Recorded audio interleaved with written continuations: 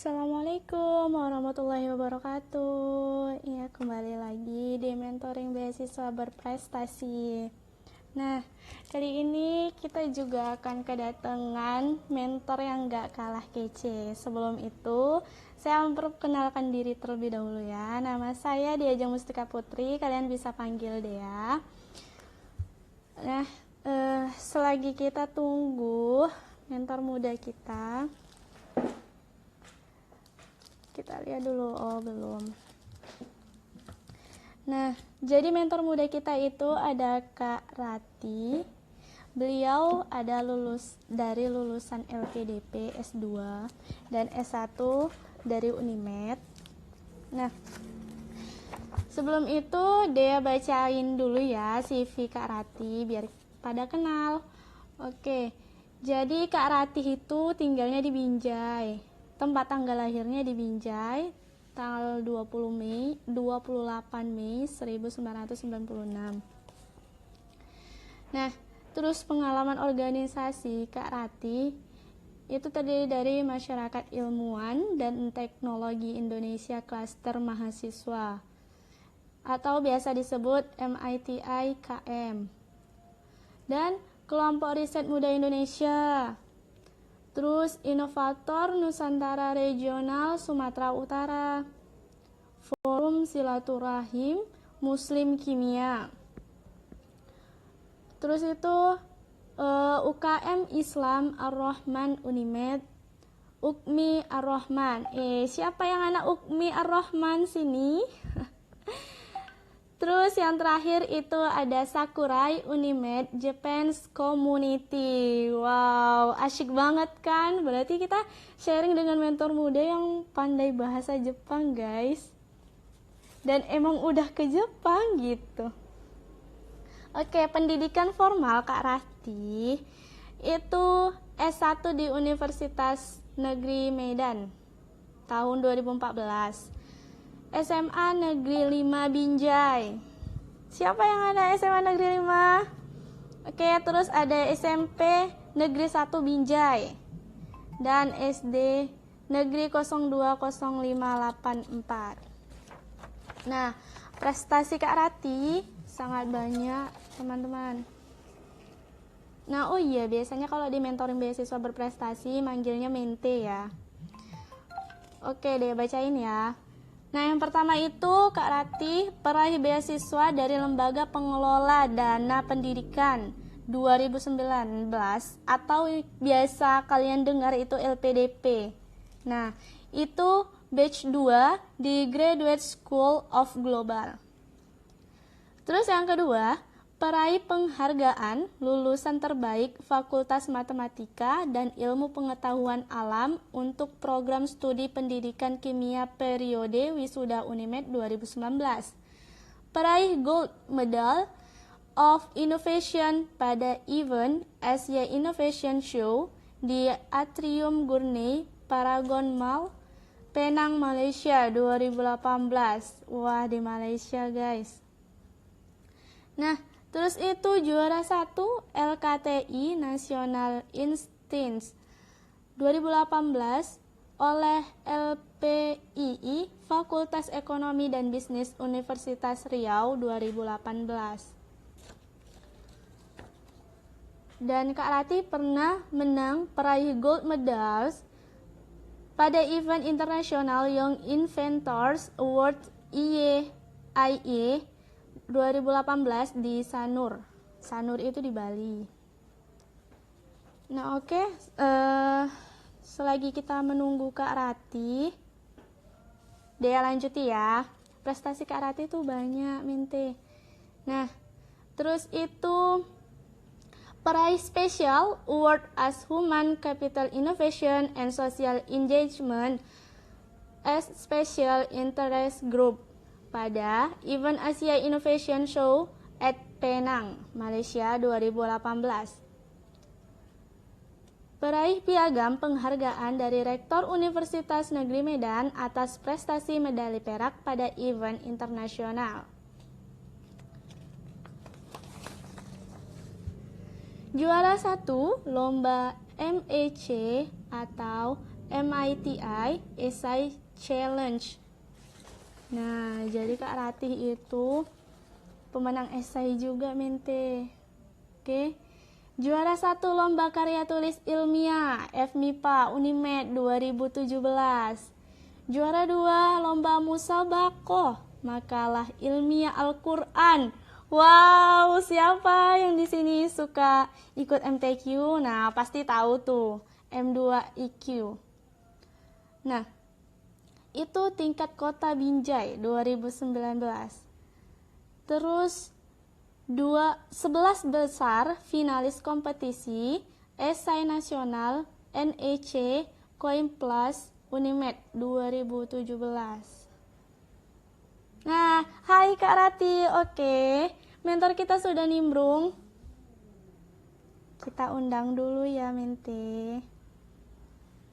Nah, siapkan pertanyaan kalian seputar LPDP.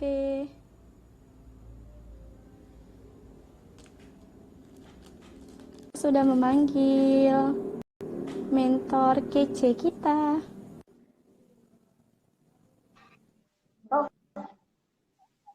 Mbak Desi, bisa nggak sih? Kok Ada kebalik, Kak? bisa nggak? Ada bisa nggak posisinya dibuat gini? Oh gitu. Di landscape. Nggak apa ya? Di landscape Di gimana? landscape ya. Maksudnya Oh, HP-nya. bentar ya. Oh iya ya. Oke. Salah.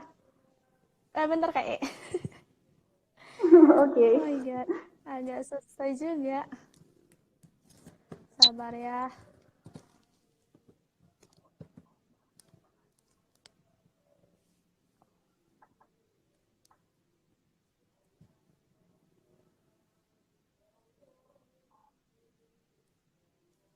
Nah, gini ya. Mereka Ya, nanti sudah. lihat.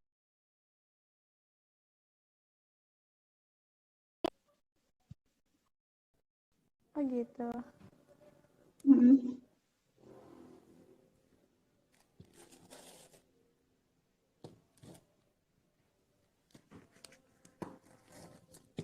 Aduh, bingung deh ya. Sudah gitu aja, sudah bisa kok. Suaranya kedengaran ya? Dengar. Sudah dengar. Oke. Sip. Assalamualaikum Kak Rati. Bismillah. Waalaikumsalam Adek dia. Halo teman-teman semua yang baru gabung. Salam kenal. Halo mente-mente yang baru gabung, suara kita denger nggak? Suara kita jelas? Clear nggak tuh? Kalau ada yang nggak jelas bisa dibilang mente. Iya mungkin jelas Kak. Insya Allah Oke, nah jelas ya. juga bagi kakak sebagian besar. Nah, pasti mereka udah pada kenal lah ya, sebagian besar sama kakak. Kakak kan famous. Oke. Nah, kita bahas tentang LPDP ya, Kak. Lembaga Pengelola Dana Pemerintah ya, Kak. Iya. Sebelumnya nggak diperkenalin dulu nih. Kayaknya banyak yang nggak kenal saya juga deh. Oke, kalau nggak kenal nanti kan di sini kita kenalan, Kak. Oke. Jadi Nah, gimana nih? jadi kakak bisa sampein seputar apa sih itu LPDP, Kak? Kok bisa gitu nembus LPDP gitu? Oke, saya buka ya. Bismillahirrahmanirrahim.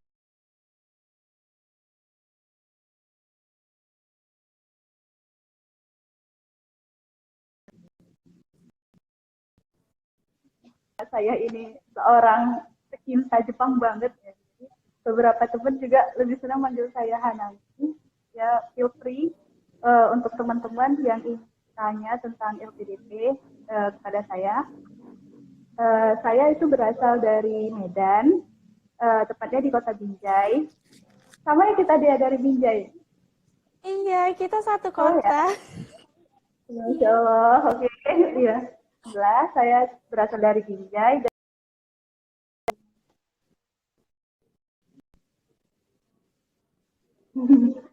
Ya, yang mana sekarang itu lagi pada lockdown ya. Banyak yang kampus-kampus lockdown termasuk UGM. Nah, saat ini tuh saya sedang mengikuti program pengayaan bahasa di Universitas Gadjah Mada selama 3 bulan untuk program IELTS yang sudah merupakan salah satu program dari beasiswa LPDP sendiri. Karena saya Hmm. mengikuti beasiswa LPDP jalur afirmasi prestasi gitu. Nah, di sini saya ingin memperkenalkan dulu bahwasanya di S2 saya nanti jurusannya itu sudah lebih spesifik dibandingkan dari S1 gitu. Jadi insya Allah saya mengambil jurusan kimia atmosfer di Kyoto University di Jepang.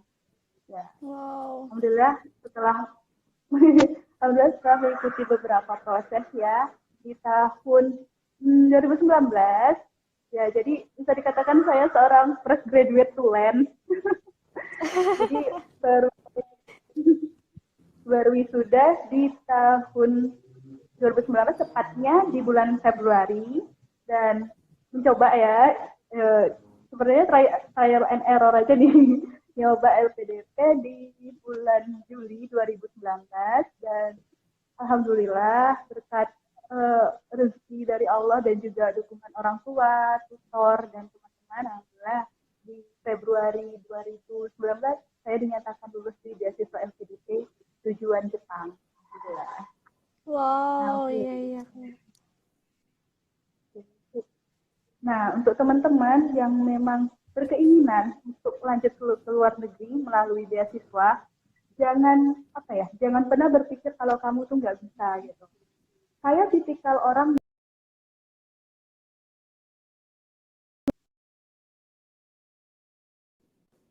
menspekulasikan diri bahwa itu akan gagal sebelum saya coba gitu. Nah, karena mencoba itu nggak ini ya kan, nggak mahal ya dan semua itu gratis gitu. LPDP itu Iya.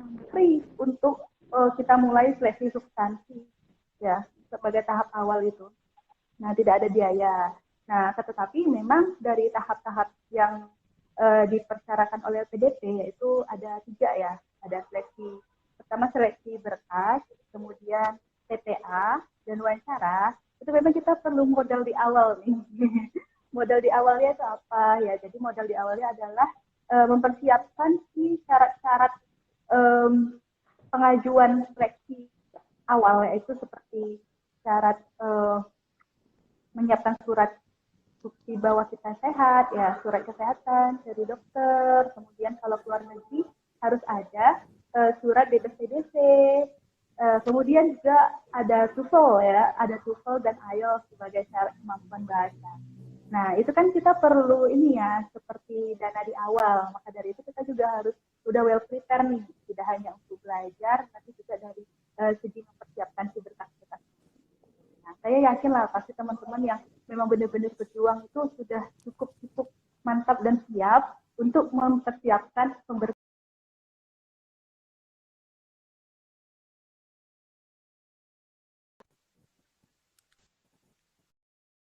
Jika kita ingin mendapatkan skor yang baik di wawancara LPDP, maka teman-teman itu harus membiasakan apa yuk?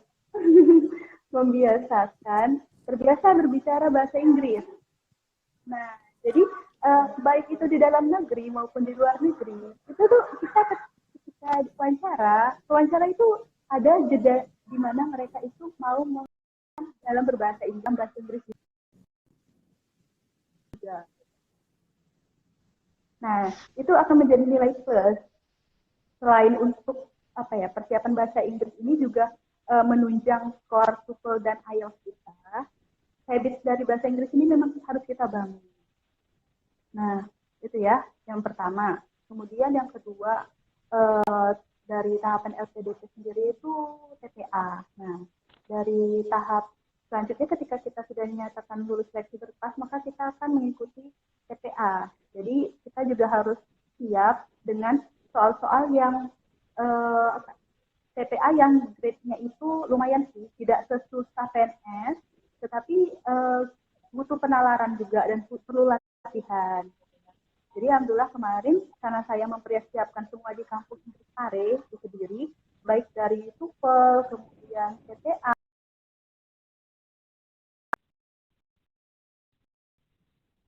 kita selalu buat kelompok belajar. Jadi jika ada teman-teman saya yang di Pare yang ikut dalam ikut dalam les ini, saya mengucapkan alhamdulillah dan terima kasih banyak untuk kerjasamanya. Itu benar-benar seperti partner TikTok gitu. Jadi saya mewawancara teman dan juga teman wawancara saya. Setiap hari kita latihan setiap. Jadi memang kebersamaan itu dengan PA ya. Dan juga ada essay on the spot. Nah, kalau essay on the spot ini sendiri, saya menganjurkan banget untuk teman-teman tuh selalu baca berita terkini. Seperti kemarin itu,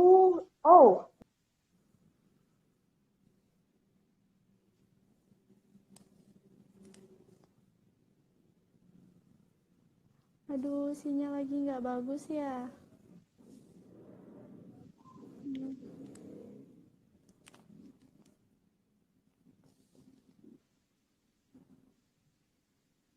Banget ditanyain di essay on the spot gitu ya. Jadi essay on the spot itu waktunya 30 menit. Teman-teman itu ngetik ya pakai bahasa Jadi Inggris. itu di luar kepala gitu, Kak? Di luar kepala? Itu esainya bahasa Indonesia. Nah, itu tahap kedua ya. Oke, tahap ketiga. Nah, ini tahap ketiga ini adalah tahap yang paling menentukan teman-teman itu berhak mendapatkan predikat awardee atau tidak. Nah, di tahap wawancara ini teman itu akan dibedah habis. Dibedah habis apa? Studi proposal dan juga riset Studi proposal, maksud saya proposal studi dan rancangan studi atau study plan gitu. Ya, jadi teman-teman saya anjurin ya, jadi sambil dengerin live ini, boleh sambil buka buklet LPDP, di situ ada semua yang udah saya jelasin dari mulai syarat-syarat seleksinya, terus TPA-nya yang ditanya apa, sama wawancaranya terdiri dari apa, itu ada semua. Nah, ya jadi saya mau jelasin dikit ya tentang wawancara ini. Jadi ketika saya wawancara itu, saya ditanya oleh interviewer yang berasal dari bidang yang berbeda. Di wawancara pertama ya, itu 3 orang, ada dari akademisi itu yang maksudnya dia itu sedikit linier dengan bidang saya, yaitu sains ya, pasti itu dari orang sains. Kemudian yang kedua adalah praktisi itu seperti dia itu punya tekstil, dia itu gitu ya. Dan yang ketiga itu adalah seorang psikolog. Nah, jadi kalau teman-teman pengen coba-coba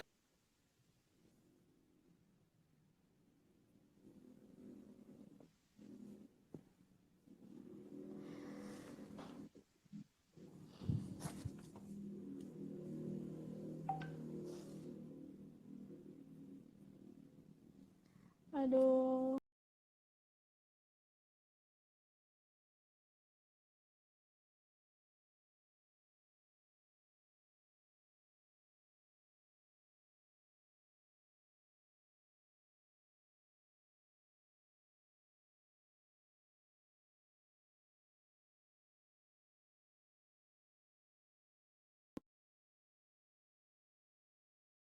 benar ingin membangun bangsa dan daerahnya, dimulai dari lingkungannya itu sendiri. Jadi dengan belajar di luar negeri, dia akan memperoleh ilmu bermanfaat untuk diterapkan di daerahnya. Nah, itu adalah kunci LPDP. Lalu saya tarik garis besarnya ya. Saya seorang fresh graduate. Ini saya bilang saja jujur ya, pengalaman kerja saya, apalagi jika saya kan dengan S2 saya di Jepang tentang kimia atmosfer. Saya dari pendidikan kimia S1-nya. S2 saya di kimia atmosfer. relasinya gitu bagaimana gitu ya. Nah, saya membuat linkage jembatan. Jembatan itu adalah apa? Jadi selama dari dari semester 3 sampai semester 8 itu saya selalu mengikuti kegiatan-kegiatan tentang kimia lingkungan, khususnya di bidang kimia udara yang ingin saya tekuni ketika saya S2 nanti di Jepang gitu. Jadi saya sudah mengikuti karya tulis ilmiah, kemudian ikut PKM, pengabdian masyarakat, kegiatan kepemimpinan pemuda tingkat nasional, lomba di luar negeri gitu.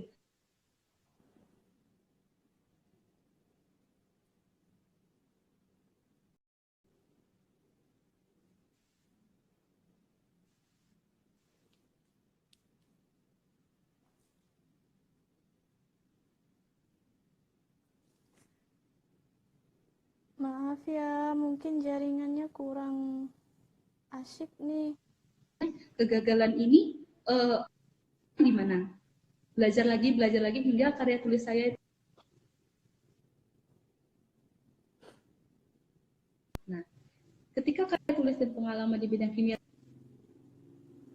ketika saya itu lulus dari Unimed, saya dengan PD mengajukan LPDP gitu ya. Bismillahirrahmanirrahim. Benar-benar saya ngandelin Allah dan saya sudah berikhtiar sejauh ini, sudah beberapa tahun saya merasakan tidur tak nyenyak, makan tak enak gitu ya. Karena sambil melakukan banyak aktivitas gitu ya. Tapi setelah itu semua Allah bayar tadi bulan Desember 2019. Dan kontribusi-kontribusi yang telah diberikan gitu, ada kepuasan batin sendiri ketika kita melihat masyarakat bisa memakai alat yang kita buat, kemudian bisa menggunakan inovasi ini sehingga mereka menjadi lebih berkembang gitu. Iya, jadi nggak stuck di situ aja kita. Banyak ya sih kan, kalau Kak? ngobrol tentang LPDP ya.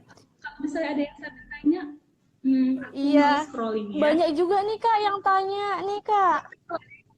Iya, biar Banyak juga nih yang tanya nih Kak. Kendala, kekhawatiran, ataupun ada sesuatu yang benar-benar ingin ditanya, khususnya untuk beasiswa di Jepang boleh. Saya akan jelaskan juga tahap-tahap mendapatkan profesor di Jepang, mendapatkan letter of acceptance atau surat penerimaan, saya sah menjadi mahasiswa di Jepang. Ya, insya Allah. Kalau ada yang nanya, saya akan jelasin. Ini ada yang nanya Kak seputar Oke. LPDP. Nah, Halo, dia Lady, minta baru gabung ya. Oh ya, welcome. Oke. Oke Kak, ada yang nanya nih adik kita. Tips and Ada yang trick nanya dapat apa ya? beasiswa.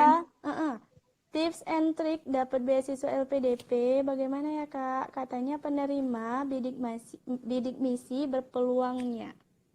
Maksudnya dia minta Gimana ya? Kurang berpeluang kedengaran. untuk bidik Bentar misi. ya. Dengar Kak?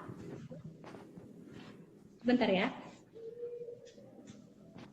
Oke, kita tunggu ya Kak Rati.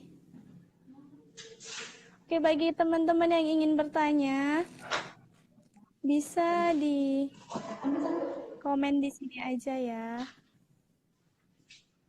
Nanti bakalan dijawab Kak Rati. Di mana lubangnya, Mbak? Lubangnya mana? Oke, bentar ya. Banyak yang pertanyaan.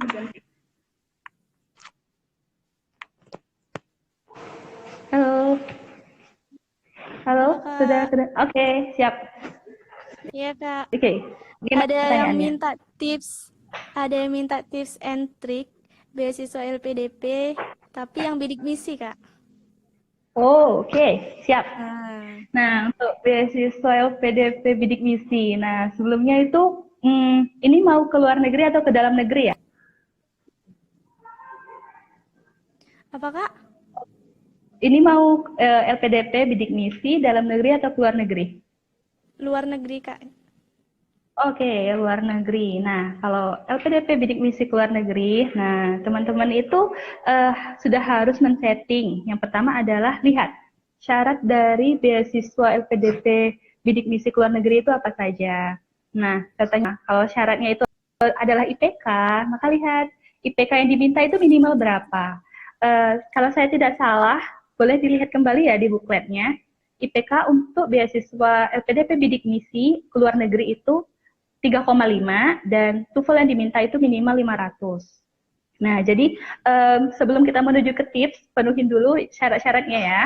Dan juga pastikan teman-teman dalam kondisi sehat.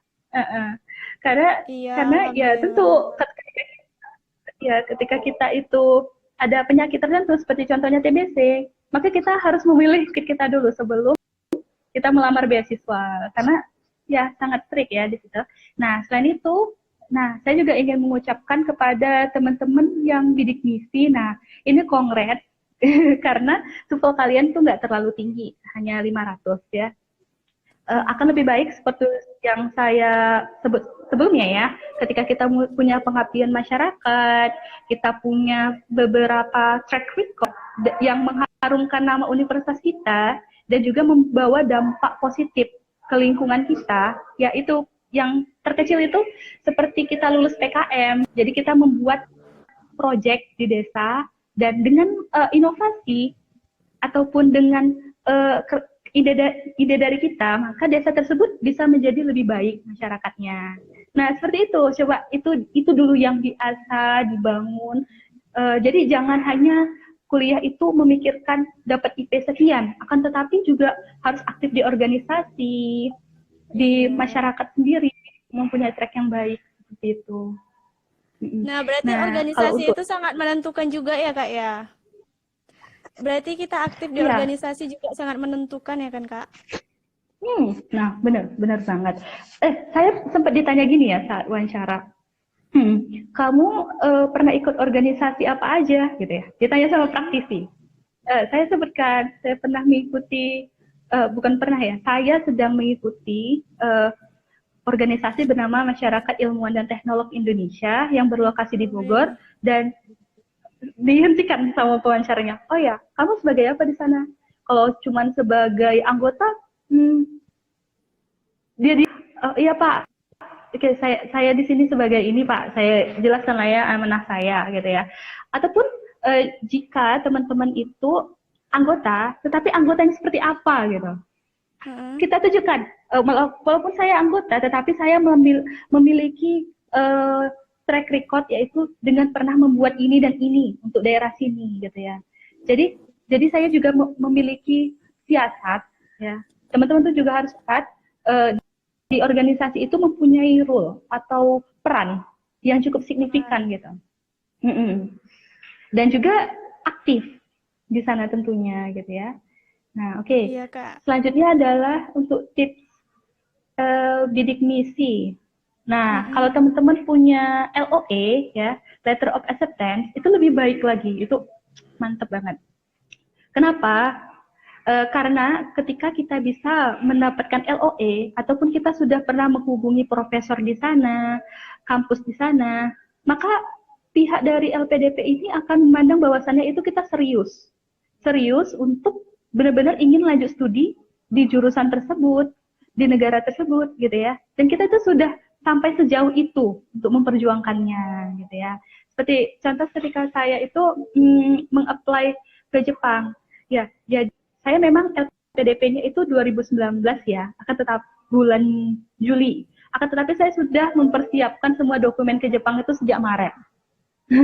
Jadi saya sudah mundur. Lama juga ya Kak ya?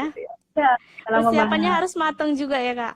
Ya benar, kayak study plan, statement of purpose. Jadi Jepang itu kita kan berada di bawah naungan profesor. Jadi profesor itu harus kenal dengan kita gitu. Dia tahu perjalanan kita, kecocokan riset kita dengan beliau, kemudian minat kita untuk menjadi bagian dari lab-nya, ketertarikan kita untuk berkontribusi pada daerah dan juga kepada Jepang kita itu punya knowledge yang baik kayak gitu. Jadi saya punya 8 dokumen ya. Teman-teman mungkin untuk ini sesi ini itu bisa sendiri lagi ya karena itu ini lumayan mendalam sih kan ya namanya mempersiapkan tadi proposal untuk ke Jepang.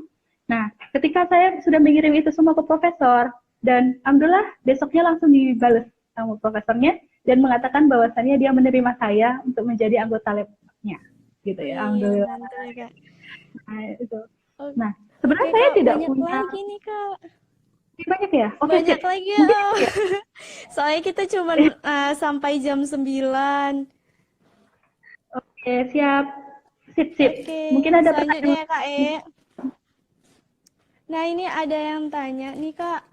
Kak mau Mm-mm. tanya, daftar beasiswa dulu atau dapat LOA dulu? Oke. Nah, kalau saya lebih menganjurkan dapat LOE dulu. Boleh ya, sambil apa? Kalau memang kita belum dapat, bisa aja. Itu bukan syarat yang membuat kita tidak bisa dapat beasiswa, bukan. Akan tetapi itu seperti golden ticket gitu.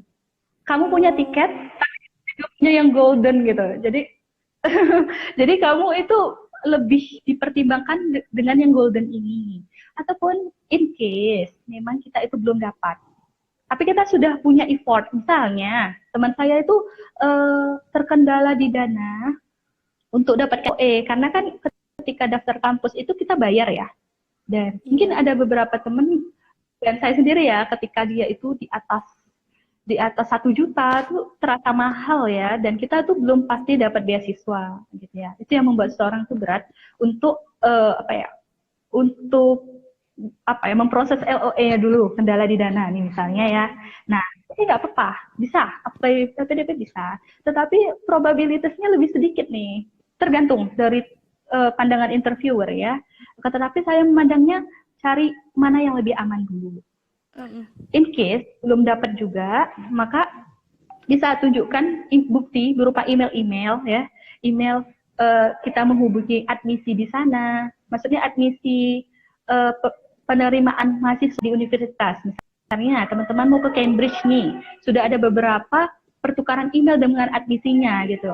Atau dengan profesornya sendiri, misalnya ke Jepang, profesor sudah menunjukkan bahwasannya dia tertarik. Oke, kalian screenshot bukti emailnya, lalu dibawa ketika wawancara gitu.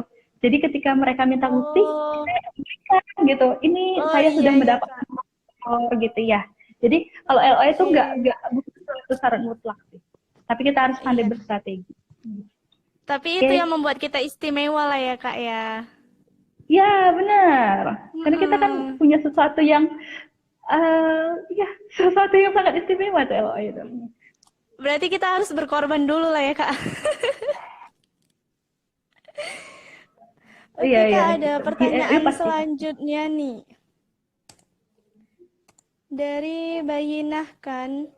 Nah, dia mau nanya, Kak, bagaimana cara dan apa yang Kakak tulis di esai? Terus yang kedua, apa saja kesiapan untuk melengkapi berkas, Kak? Apa saja yang Kakak tulis di CV atau portofolio? Oke, siap.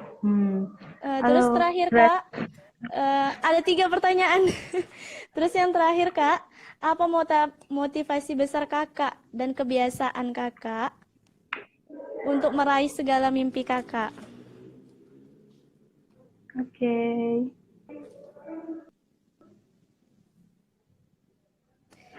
Oke, siap. Oke, Assalamualaikum Mbak Bayina. Nah, terima kasih ya untuk pertanyaannya. Terkait apa yang saya tulis di esai LPDP ya khususnya ya. Iya, Oke. Kak. Jadi kalau esai itu kan ada 2 nih. Ini saya tunjukkan, kelihatan nggak ya? Jadi ada study plan dan study proposal ya. Jadi kalau untuk kedua hal ini memang kita itu sudah harus memiliki perspektif atau pandangan kita akan menulis apa gitu ya.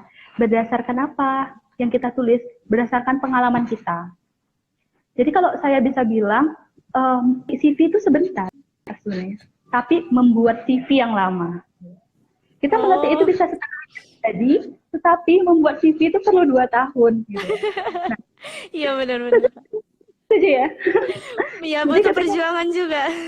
Iya, membuat CV itu butuh perjuangan ya. Tapi yakinlah bahwasannya tuh Allah selalu melihat usaha kita ya, Dea ya. Dan saya selalu juga yakin gitu. Allah kan nggak akan pernah biarkan kita berlelah-lelah tanpa ada hasil yang manis di akhirnya. Ya. Nah, yang saya tuliskan tentu saja adalah pengalaman saya di bidang kimia polusi udara dan lebih generalnya kimia lingkungan ya, yang setelah saya buat ketika S1. Jadi di study plan ini, saya mulai ke study proposal dulu ya. Study proposal itu merupakan salah satu dokumen yang diminta oleh LPDP sebagai syarat awal untuk mendaftar. Jadi di study proposal ini dia ada beberapa isinya, yaitu tentang pertama kita itu mengangkat dulu apa nih kira-kira urgensi penelitian kita saat ini, itu latar belakang kita mengulik masalah ini itu apa gitu. Nah, masalahnya. Jadi kita harus dulu tahu kenapa kita dulu gitu ya, ingin melakukan paham dulu. Paham. Paham dulu kita ingin melakukan suatu penelitian di luar negeri atas dasar apa gitu. Latar belakang masalahnya apa, kita ulik. Terus kita kaitkan dengan apa yang sudah kita lakukan ketika kita itu S1.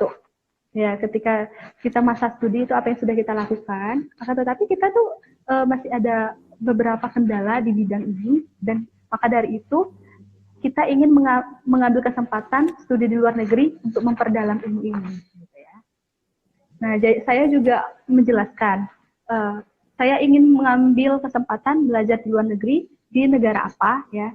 Saya jelaskan, yaitu mengambil di Jepang ya. Kemudian saya uraikan juga di sini, saya ingin mengambil universitas apa saja. Saat menulis tadi proposal itu, saya juga membuat beberapa pilihan. Jadi ya, kita kalau di LPDP ada tiga pilihan, yaitu bisa milih universitas. Kalau luar negeri itu luar negeri semua, dan kalau dalam negeri semua. Nah, kemarin itu saya membuat Kyoto University pilihan pertama, Keio University pilihan kedua, dan juga Tokyo University pilihan ketiga. Nah, teman-teman saya bilang saya menistakan menistakan Tokyo University karena pilihan ketiga. Gitu, tapi saya, ya, aduh katanya jahat banget kamu itu kampus nomor 1, kamu nomor 3 gitu ya.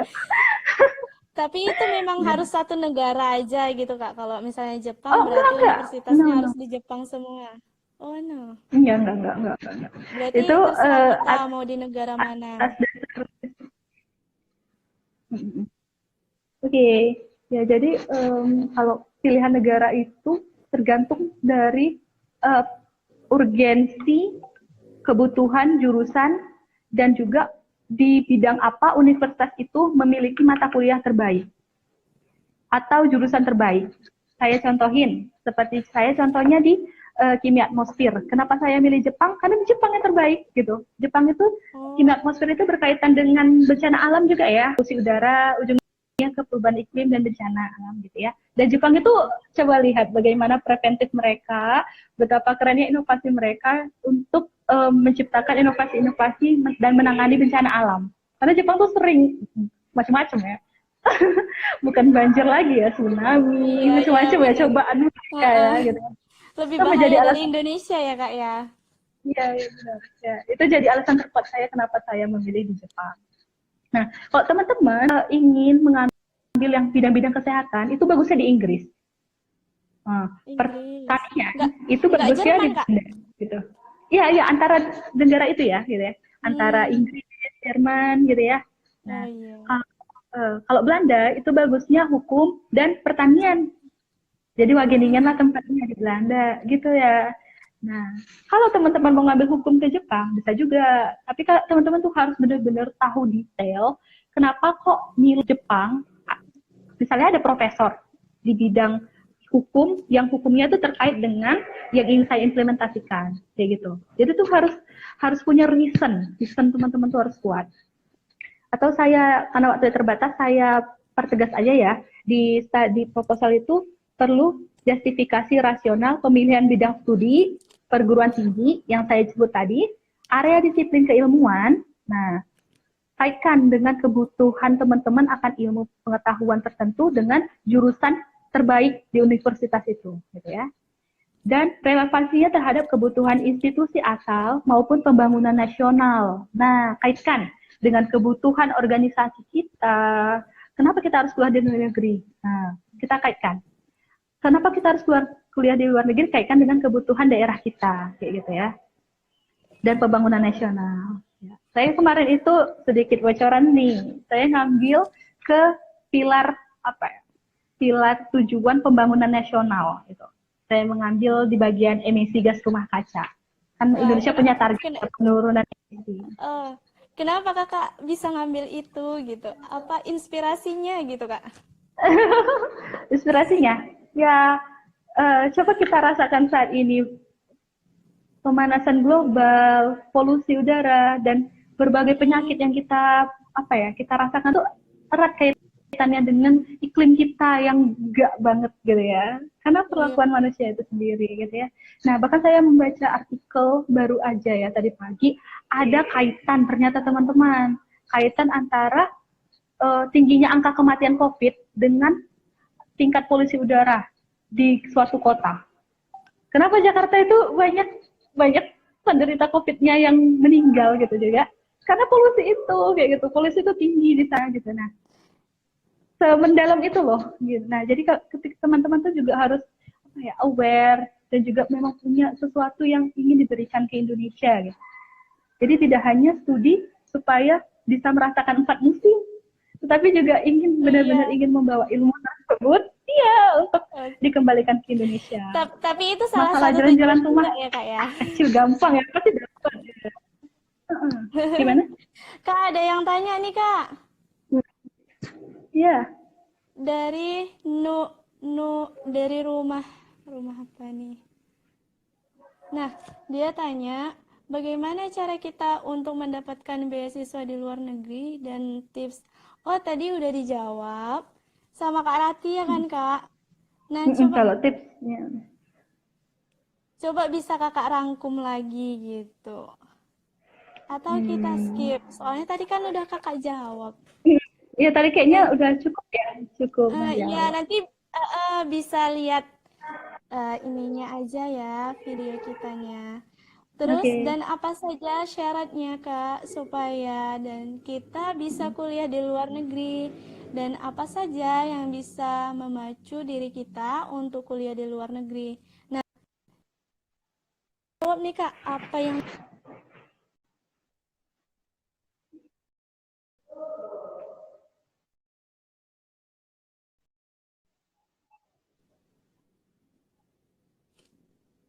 Halo Kak Rati.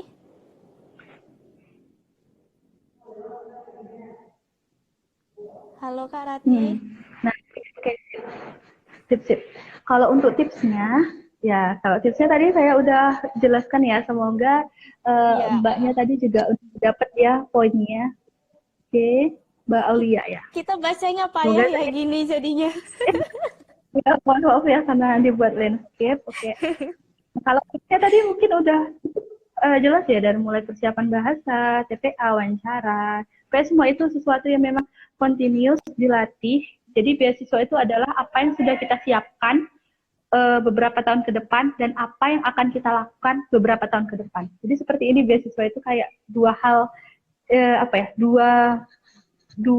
sebuah buku yang dibuka gitu. Apa yang sudah dibaca dan apa yang akan dibaca gitu. Beasiswa juga seperti itu. Nah, jadi oleh kaitkan tadi ya, ada pertanyaan juga yang belum saya jawab, motivasi terbesar dalam beasiswa gitu ya. Oh iya, pasti setiap orang itu punya sesuatu yang ingin diwujudkan ya. Kalau untuk saya pribadi, motivasi terbesar saya adalah orang tua. Ya. Jadi orang tua saya benar-benar sangat mendukung saya untuk beasiswa ini. Nah, mendukung setiap langkah dan mimpi dari anaknya gitu ya. Karena memang kita sudah menjelaskan secara gamblang kepada orang tua apa yang ingin kita wujudkan, kemudian kenapa kita ingin ke sana, apa yang ingin kita lakukan tiba kita kembali gitu ya. Jadi ketika kita sudah punya heart to heart ke orang tua, itu maka insya Allah jalannya itu pun ada. Kan katanya ridho orang tua itu ridho ya Allah ya. Kan? Iya, benar gak sih? Iya, benar ya. Nah, saya tuh merasakan kekuatan itu banget. Jadi teman-teman yang benar-benar mau keluar negeri, pertama pastikan dulu bahwasannya orang tua kita itu setuju dengan itu, gitu ya. dan jadikanlah mereka itu adalah motivasi terbesar kita. Dan apa yang kita lakukan setelah kita kembali studi itu menjadi suatu amalan kita untuk berbuat lebih banyak untuk daerah dan negeri kita. Gitu. Itu yang jadi sesuatu yang membuat saya bisa bertahan. Terus ada pertanyaan lagi Oke, nih, ada Kak, lagi dari pertanyaannya? Kartika. Dari Kartika, Kak, motivasi terbesar Kakak untuk bisa meraih beasiswa di luar negeri apa, Kak? Dan bagaimana Kakak mengkomitmenkannya? Mengkomitmenkannya. Oke, sip. Motivasi terbesar Kakak? Kalau bicara tentang motivasi tadi itu ya saya udah nyebutkan ya, orang tua dan keinginan untuk berkontribusi lebih sebagai ladang amal saya. Jadi saya memang sangat menyukai bidang penelitian. Ya, saya baru sadar itu ketika kuliah, ketika menulis LKTI itu saya merasa tidak jemu-jemu gitu. Karena saya merasakan memang dampaknya itu luar biasa gitu ya. Sesuatu yang kita buat, masyarakat bisa merasakan, dan juga ilmu itu terus berkembang. Jadi saya itu merasa selalu haus dengan ilmu. Nah, dan juga berbicara mengenai hal ini, nah setiap orang tuh pasti punya goals yang ingin diwujudkan. Ya, jadi jangan pernah takut untuk mencoba lagi dan lagi. Terlebih untuk beasiswa ini. In case tuh saya sekali tembak, alhamdulillah lulus. Kalau misalnya teman-teman tuh ada yang sampai 8 kali coba itu ada.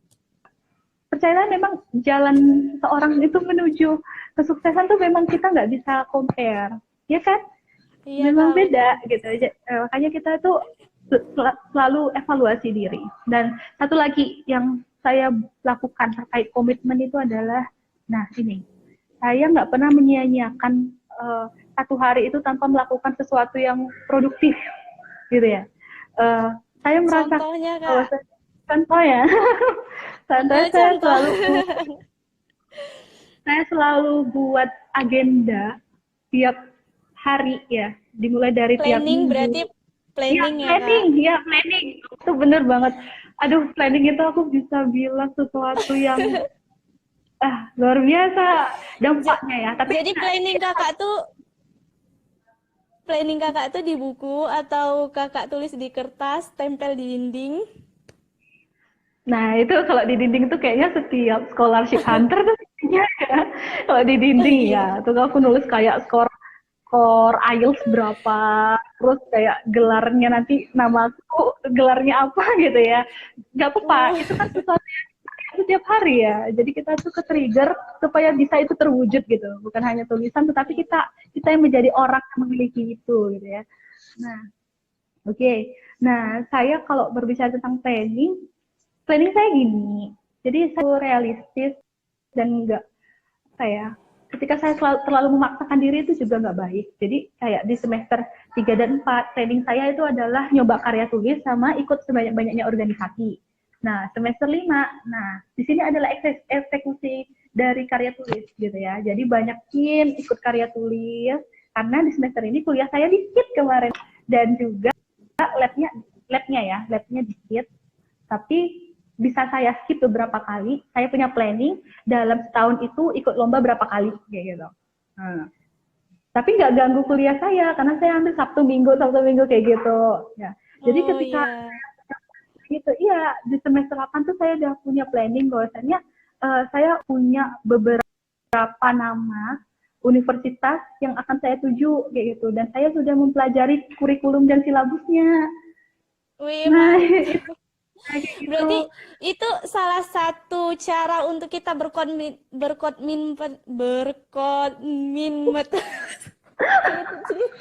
Lucu banget. Apaan sih? Aduh. Berkomitmen. Ya gitu, Kak. Waktu kita tinggal sedikit lagi, Kak. Ya, coba teman-teman itu juga komitmenin kayak ya dalam seminggu itu ada pernah nyoba ngetik berapa kali tulisan, listening berapa kali kayak gitu, baca jurnal berapa kayak gitu, di list, dan ketika berhasil itu coba kasih reward diri. Kalau saya biasanya kayak beli es krim atau beli sesuatu yang saya suka kayak gitu. Kalau saya berhasil mencapai goals. Oke Kak, ini Lucu biasanya ya. Kakak baca buku TPA itu dari buku mana tuh Kak?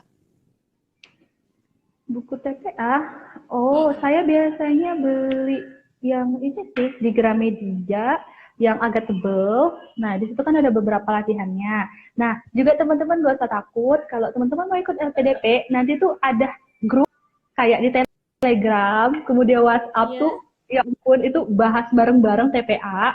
Iya, mereka share kayak kisi-kisi soal LPDP dan itu beneran itu sekitar 50% soal TPA-nya tuh mirip kayak gitu. Nah, Wow, jadi 50% ya, Kak. saya itu banyak mendapatkan sesuatu yang mirip gitu. Jadi dan ini kita juga perluas relasi kita, ya. Eh, juga mulai bersifat jangan tertutup ya. Karena seorang scholarship itu nggak mungkin dia orangnya introvert dalam arti Iya. apa ya, nggak mau bergaul. Nah, gitu. Nggak mungkin. Karena seorang scholarship itu adalah seorang yang sangat apa ya, humble dan juga memang benar-benar mau bersih gitu. Terus ini ada lagi Kak, kalau rincian beasiswa dari apa nih? Monbuko Ka Kagakutsu. Oke. Kakak tahu Okay. Kak? Oh, Max ya. Heeh. Oke, kalau Monbuka beasiswa, Gakutsu. kalau beasiswa Max, iya iya ya, saya tahu karena saya planning mau Max. Plan saya itu saya lulus beasiswa Max awalnya. Cuman karena sekali lagi ya, saya tuh belajar bahasa Inggris itu dari dasar. Iya, dari dasar. Saya terakhir belajar bahasa Inggris tuh SMP. Sebelum saya ke Pare selama 9 bulan, saya uh, SMP terakhir kali belajar bahasa Inggris. Jadi bayangin betapa perlunya saya belajar mati-matian di Pare. Dan di Max ini skornya itu tinggi, 570 itu secara IELTS Wow, 6,5. Ya tinggi sekali IELTS tuh. enam Dan setengah. Oh my ya god. setara 6,5. Iya, itu syarat next dan memang syarat awal untuk apply gitu. Jadi Oh mutlak kamu my harus punya skor itu. god. Jadi oh my Berarti god, saya di Paris masih 1 bulan karena saya berdarah-darah baru dulu datang Maret kan, nggak belajarnya. dapet. Iya, jadi oke, Oh Max iya. 2019 nggak jadi. Selain itu mungkin ya sedikit lagi, kalau untuk Max membuat study plan, kemudian proposal study, dan juga beberapa dokumen kayak field of study. Silahkan buka di website Max, ya cari aja Monbuka Gakusho gitu ya. Nanti list ada jelas kok di situ persyaratannya apa aja. Oke Kak, Oke, selamat belum mencoba. tahu.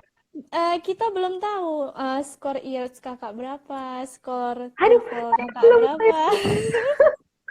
Iya kan, aduh, Mbak, biar saya bisa baru boleh. menginspirasi kita gitu Kak. Ya Allah. Aduh, aduh saya nggak Dan, nggak bisa dan jawab spesifik ini ya, tapi karena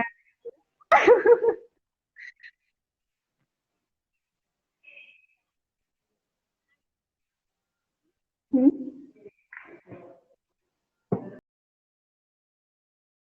putus-putus suaranya. Halo,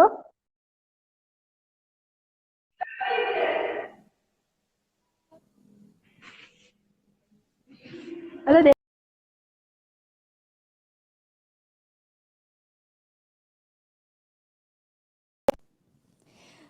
skor IELTS kakak sama skor TOEFL dan bahasa Jepang dong. Satu kalimat aja. Oh, oh, oke. Kalau saya apply pakai TOEFL ya.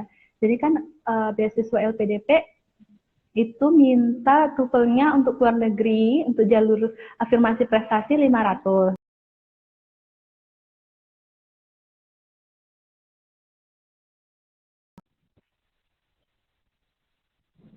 Di dana sih lumayan ya dananya dan juga saya saat di Pare itu untuk intensif mengambil IELTS itu hanya 3 bulan ya kayaknya. Karena saya itu sambil persiapan LPDP sampai Mm-mm. wawancaranya juga saya ini ya belajar di kursusan khusus Mr. Pepsi namanya. Aku recommended banget teman-teman kalau mau belajar wawancara LPDP di Pare itu ke Mr. Pepsi.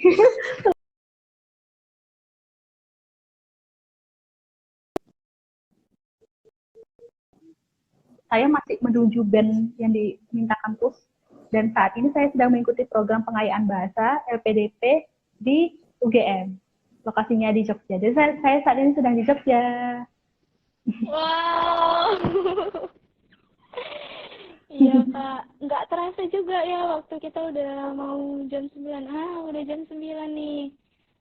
Berarti udah bisa kita pertanyaan dari teman-teman yang belum terjawab. Maaf, soalnya waktu kita juga terbatas. Yo, maaf ya. Iya. Kak Rati, terima kasih sekali lagi. Oke, Semoga sama-sama. sukses selalu. Assalamualaikum, Kak. Terima kasih teman-teman. Terima kasih Mentor Beasiswa Prestasi. Terus. Semangat. Mungkin untuk closing ya, saya ingin buat satu statement. Boleh ya? Iya. Boleh Kak, boleh banget. Okay. Bahasa Jepang kan Kak? Sip. Oh, bahasa Indonesia aja. Tadi saya perlu 2 kali. Tadi belum Kak, tadi belum. Oke, langsung ke statementnya aja nggak apa-apa ya? Iya Kak. Jadi, ayo, Saigo Made Gambate Kudasai, karena kamu adalah orang pertama dari keluargamu yang akan meninggalkan Indonesia untuk melanjutkan studi master dengan beasiswa LPDP di luar negeri. Jadi, semangat!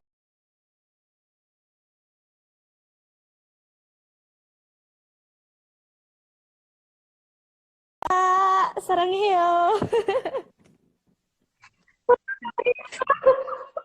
Thank you. Terima kasih semuanya. Sayonara. Sayonara. Nah, jadi teman-teman,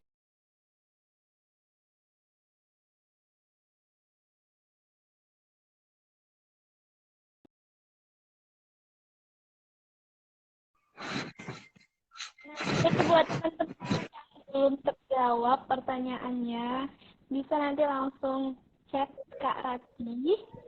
Nah, kita juga udah ada tuh mentionnya. Oke, kalian bisa chat aja kalau masih penasaran sama Kak Rati.